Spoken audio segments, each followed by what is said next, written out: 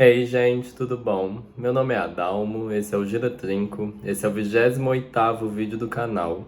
E hoje a gente vai falar sobre o livro Os Perigos de Fumar na Cama, da Mariana Enríquez. Esse livro é de 2009, essa autora é argentina. Esse livro foi publicado aqui no Brasil este ano, em julho, se eu não me engano, pela Intrínseca.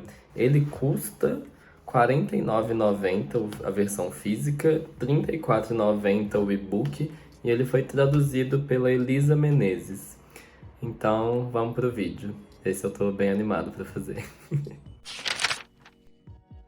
Então, como eu vim parar nesse livro? Eu já li o Nossa Parte de Noite, que é o romance da Mariana Enríquez de 2019.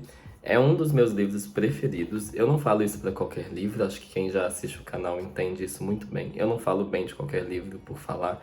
É o único livro que eu tenho outra edição dele que eu resolvi comprar, que eu comprei a edição italiana. Não me pergunte por quê, eu não sei ler em italiano. Mas é esse o nível do tanto que eu gosto desse livro. É um livro super premiado, é um livro muito bom. Foi o primeiro livro que eu li que eu arrepiei de tão bem escrito que ele era. E spoiler do que eu achei do Os Perigos de Fumar na Cama, eu arrepiei com um dos contos também, de tão bem escrito que eu achei. Ele, apesar dele ter a capa. Vamos lá. A capa dele é feia? Na minha opinião, sim. Eu acho que a capa tem uma ideia interessante, mas a execução não é muito boa. E olha que eu gosto dessa combinação de verde água com rosa, eu acho uma combinação mesmo bonita, mas a ilustração em si eu achei muito ruim, assim, e não tem nada a ver com o livro, não tem nenhum capítulo que remeta a essa cabeça na mão, nada, assim, tem uma decapitação, mas é um trem muito, não tem nada a ver, assim, achei que podia ter sido muito mais bem feito. E o Nossa Parte de Noite, ele já não tem uma capa objetivamente bonita. Eu não diria que ele é feio, mas ao mesmo tempo também, sei lá, a Intrínseca, na minha opinião, não tem as melhores capas do mercado editorial. Mas peço para vocês que não julguem este livro pela capa. Por quê? Os Perigos de Fumar na Cama, ele é um livro de contos. E ele tem 12 contos que são uma mistura entre terror e América Latina. Terror em que sentido? Eu diria que tem duas vertentes de terror nesse livro. Terror no sentido mais clássico, no sentido das criaturas que a gente está acostumado, de bruxa, feiticeira, de amaldiçoar os outros, de cadáver, morto-vivo. é, Até a brincadeira do copo tem no livro. Tem no livro a brincadeira do copo, gente. Esse é um nível de terror básico, assim, não genérico, mas no sentido banal mesmo. Coisas que a gente já tá muito familiarizado. O livro vai tratar dessas coisas de um jeito que, na minha opinião, é inovador, justamente por misturar com latinidades, assim. Mas o terror também tem uma vertente que eu diria ser a coisa dos sentimentos. O livro tem muita obsessão, ele tem inveja, ele tem alguns vícios. E essa questão de vícios está muito associada, assim, vou citar Márcia Sensitiva. Não é novidade, eu imagino que alguém já. Inclusive, tem vídeo de um livro da Márcia Sensitiva aqui no canal. Mas eu acho que não é novidade para ninguém que tem algum contato com o espiritismo que espíritos obsessores tendem a frequentar lugares de muita bebida, muita droga, muito sexo, assim, coisas que realmente eles podem se alimentar, tem essa ideia, assim. E o livro, ele tem esse lado de sentimentos muito, não sei, coisas, até fanatismo, assim, coisas exageradas de um jeito obsessivo. O livro vai ter essa vertente também do terror no humano. Inclusive tem alguns contos que eu não diria que não tem nada de sobrenatural, mas que vai ter essa questão da mistura do que é terror na vida e o que é terror na imaginação. E as latinidades, o que acontece? Gente, eu amo essa vertente da literatura, que é terror escrito por mulheres da América Latina. É uma das coisas que eu mais gosto de ler. Inclusive, esse livro me lembrou outros 3 livros que eu já li. Um deles sendo Temporada de Furacões, da Fernanda Melchor. O Paradise, que também é da Fernanda Melchor. E outro que chama Mandíbula, da Mônica Orreda. São autoras... Ai, Deus, eu não vou lembrar o país de cada uma agora. Ai, eu não vou lembrar, vocês podem pesquisar, desculpa. Mas quero continuar o vídeo sem ter que pausar. E esses livros todos vão ter esse elemento de terror misturado a uma vivência latino-americana no sentido de acontecimentos que são comuns aos nossos países aqui do continente. É uma questão de ditaduras, assim, uma questão de desigualdade, tem muita violência nesses livros, tem alguns elementos sociais que, por exemplo, no Os Perigos de Fumar na Cama, ela descreve famílias que eu senti que podiam ser famílias brasileiras, que têm muitos filhos, ou ela descrevia a rua de algum lugar e você sentia que aqueles vizinhos poderiam ser seus vizinhos, ou que você conhece alguém que tem uma tia daquele jeito. Então é essa coisa latino-americana que a gente sente uma... É familiar pra gente. Eu acho muito legal o jeito que elas pegam esses aspectos da nossa sociedade e transformam em literatura, colocando horror, porque inclusive nós vivemos horrores cotidianamente nesses países, infelizmente. Mas é muito legal, eu acho que, assim, não é a corrente ou o tipo de literatura que eu mais gosto, mas tá com certeza bem alto no meu conceito. E o livro é muito bem escrito. Eu parei enquanto eu escrevia notas, enquanto eu li o livro, eu escrevi 3 vezes, assim, de graça, sem nem notar, assim. Nossa, ela escreve muito bem. Nossa, ela escreve bem demais, que isso. Nossa, como pode? Ela escreve muito bem. Eu escrevi isso, assim, naturalmente, porque eu acho que a Mariana Henriques, eu não sei se a tradução também ajudou ou até piorou, não sei. Mas eu achei uma tradução decente, inclusive. Eu não tenho o original para comparar, mas eu não vi nenhum ruído de tradução, que às vezes dá pra ver, quando você conhece a língua original, às vezes dá pra ver que a pessoa não quis falar o que tá traduzido, que você sente exatamente o que a pessoa queria falar e a expressão não foi muito bem traduzida, transformada. Mas, de qualquer forma, a Mariana Henriques escreve muito bem. Ela constrói muito bem, e eu acho que eu já falei isso no canal, que pra mim contos, um bom parâmetro pra você, pra mim pelo menos, falar se um conto é bom ou não, é se ele viraria um bom curta. E eu acho que aqui tem curtas muito interessantes. Eu acho que esse livro, ele não é perfeito, eu já adianto, ele não é, nossa, uma obra-prima, ele é um livro de 2009. 2009 foi 10 anos antes da Mariana Henriques fazer o Nossa Parte de Noite, então eu acho que foi um livro que inclusive ajudou ela a preparar o Nossa Parte de Noite, que é um romance grande, né? É um romance denso, inclusive, e muito bom. Ai, Deus, vontade... Eu juro que é dos poucos livros que eu tenho vontade de reler um dia.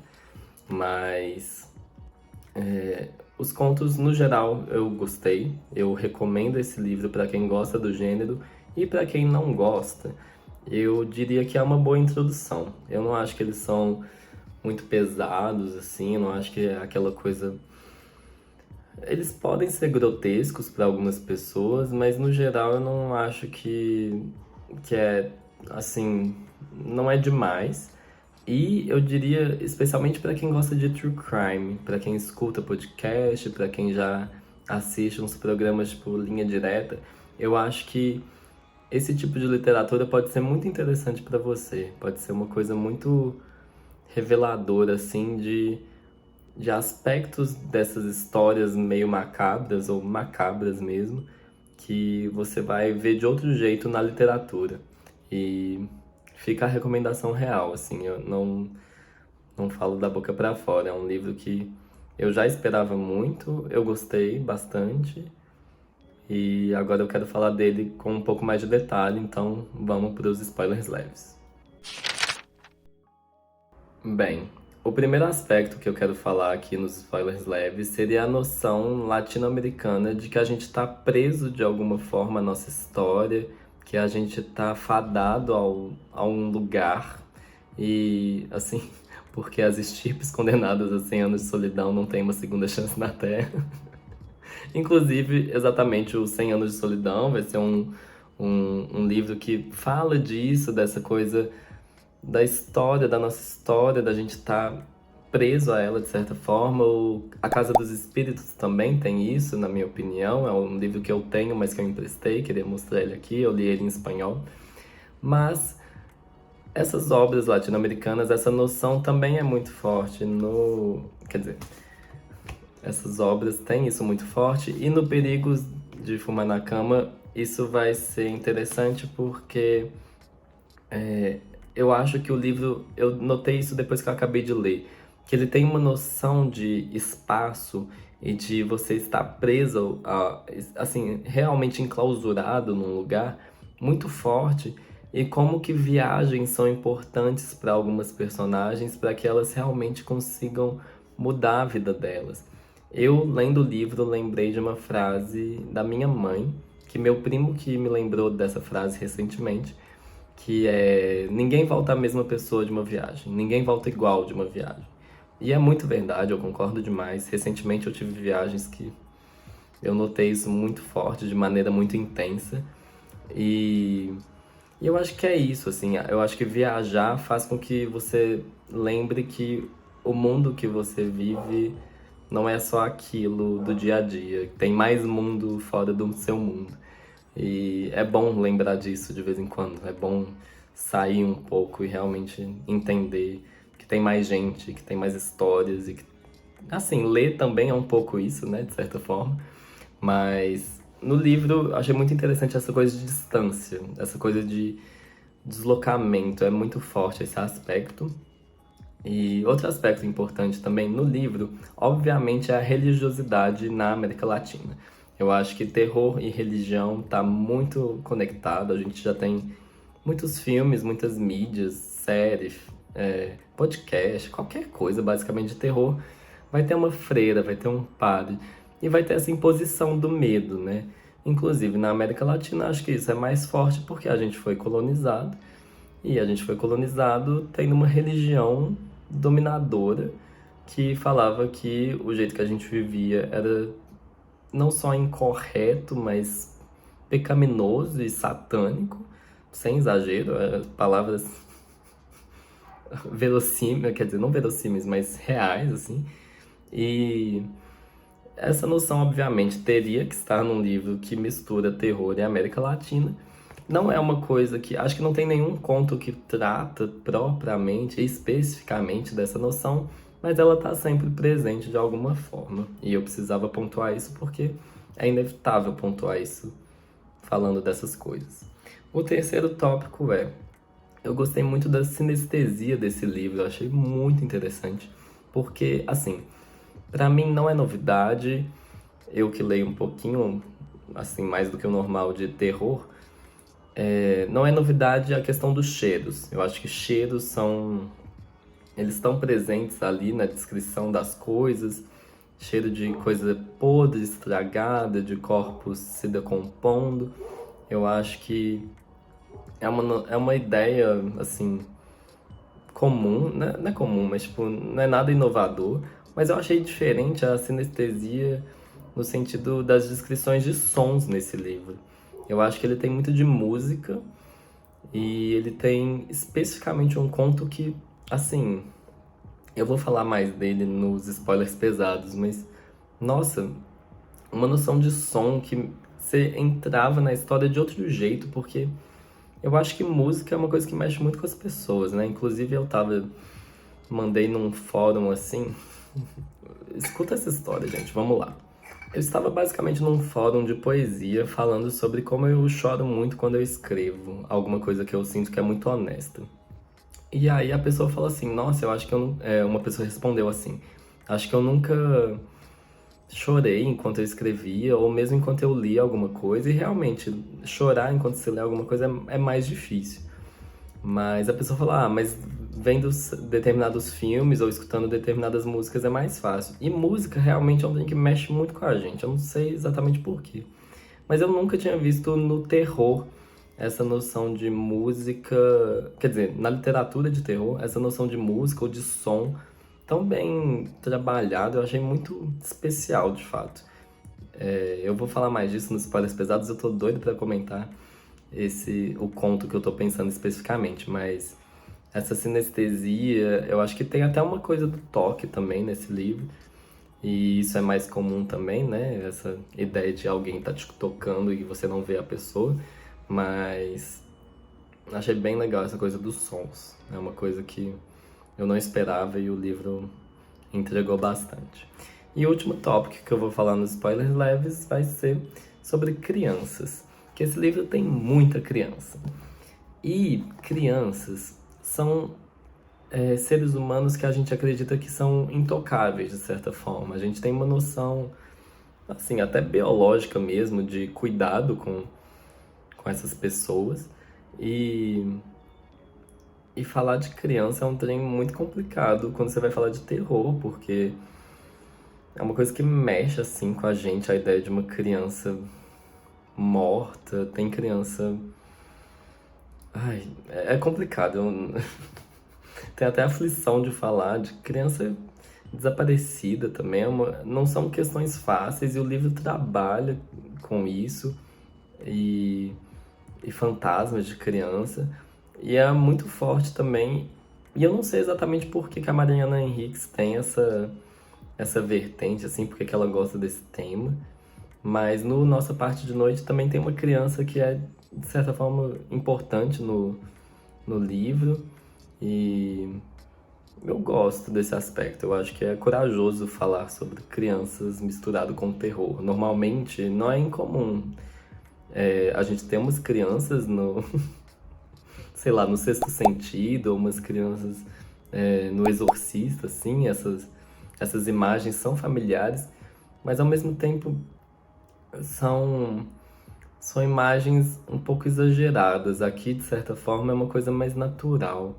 É uma coisa mais. Elas estão ali não porque alguém colocou para realmente quebrar um padrão, mas porque elas estão inerentemente naquela vida, naquele espaço.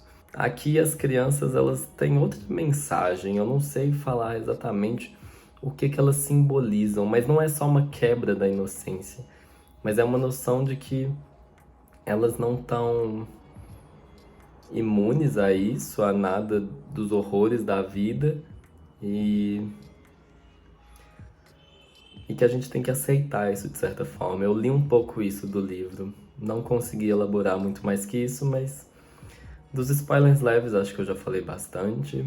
E agora eu vou para os spoilers pesados, onde eu vou continuar falando de criança. Então, se você quiser continuar no vídeo, pode continuar. Obrigado. Continuando a falar de criança, então, eu vou falar sobre o primeiro conto do livro, que chama O Desenterro de Anjinha. Quem foi a Anjinha?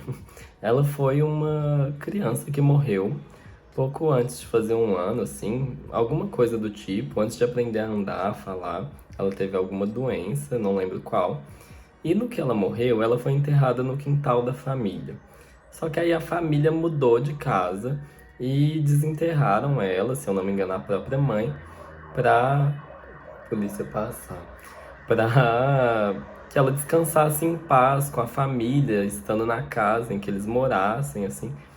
E aí, essa criança, ela foi desenterrada por outra criança, basicamente, que estava brincando com a terra. E no que ela foi desenterrada, soube-se da existência dela. Tipo, foi o primeiro contato dessa menina com a Anjinha. E aí ela achou que era osso de galinha, que era osso de frango, sei lá, algum animal. Mas aí a avó falou, não, essa é a Anjinha. Ficou meio desesperada, assim. E aí, passam-se anos, descobre-se depois que a casa foi, se eu não me engano, alugada ou vendida, o terreno. Essa criança que tinha achado a Anjinha cresceu e ela foi perseguida pela Anjinha depois. E o que que eu quero comentar sobre esse conto? Que quando a Anjinha vai perseguir essa mulher já mais velha, a Anjinha, ela não. Assim, é como se ela não assustasse essa mulher. Eu achei muito engraçada essa ternura com que.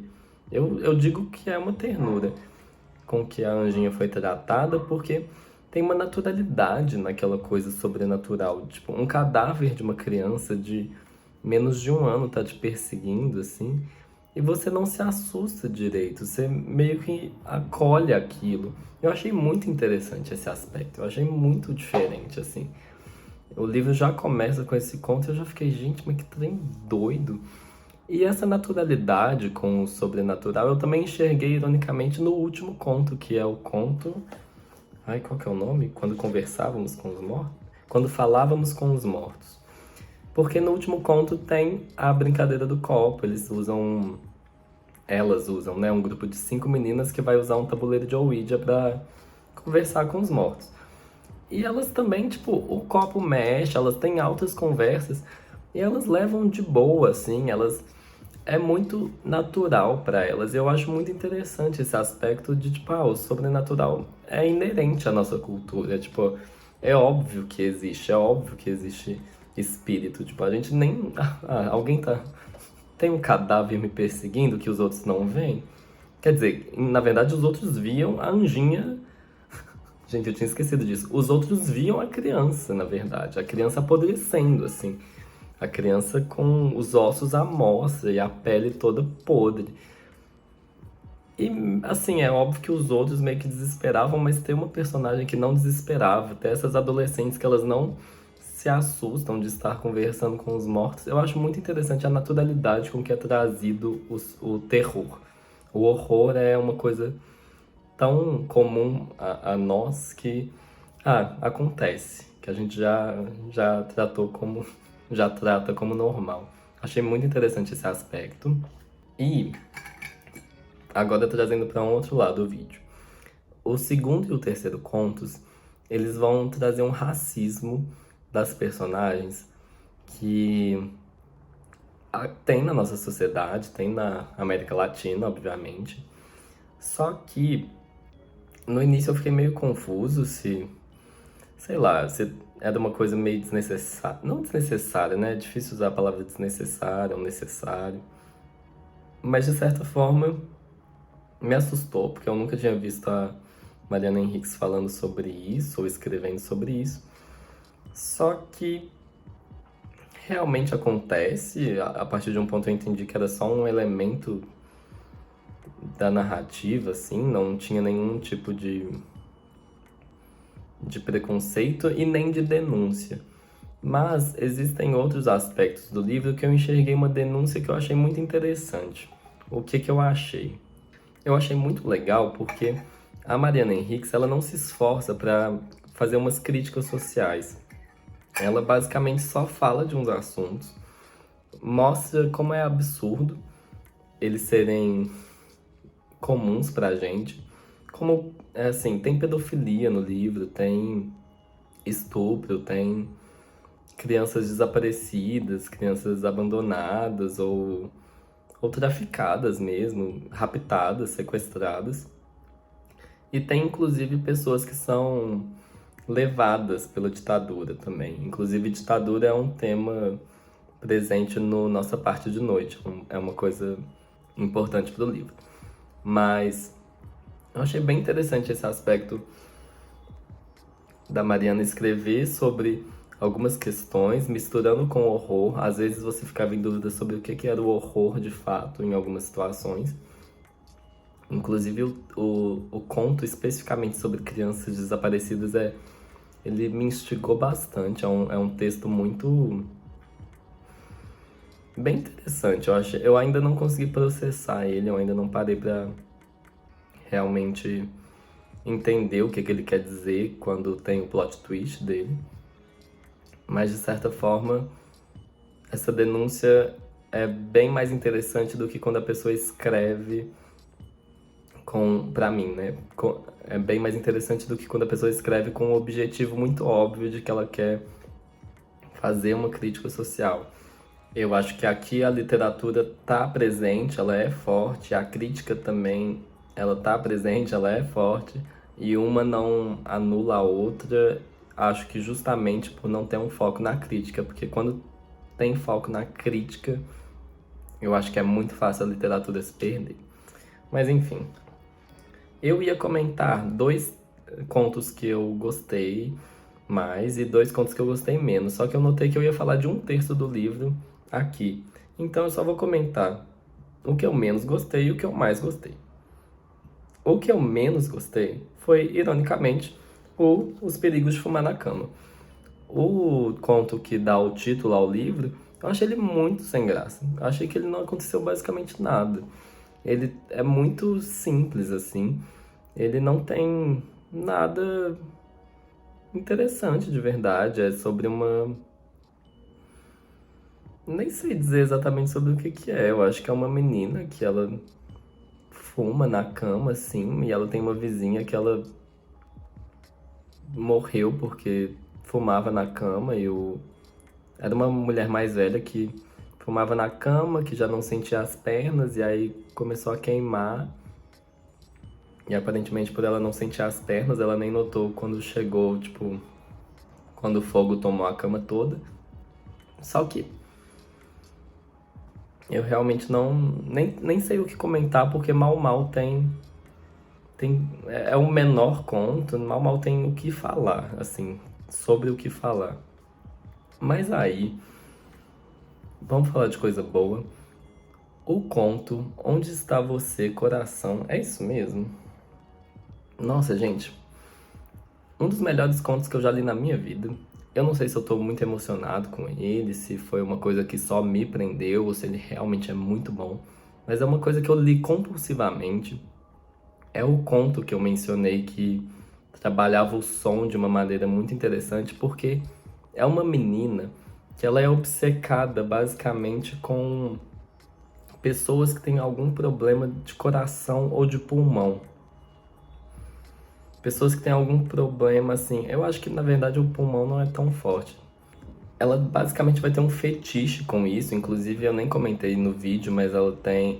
Os contos têm alguma questão escatológica e sexual também, tem essa vibe no livro, mas eu não achei que encaixava em nenhum aspecto que eu quisesse comentar. Mas nesse conto especificamente, ela tem um fetiche com gente que tem problema cardíaco.